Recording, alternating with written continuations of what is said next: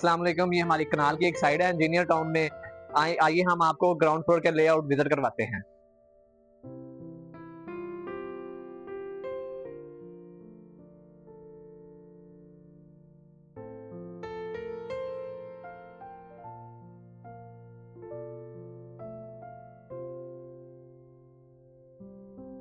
आपने ground floor visit कर लिया है, आइए हम आपको ड्राइंग के बारे में बताते हैं। अगर ग्राउंड फ्लोर के लेआउट की बात करें तो master bed, desk bath, store, lobby, living room, kitchen, hot kitchen, laundry area, study room, powder, dining, drawing और पोर्च। अगर आप हमसे डिजाइन या कंस्ट्रक्शन का काम करवाना चाहते हैं तो हमारे स्क्रीन पे दिए गए नंबर पर राब्ता करें।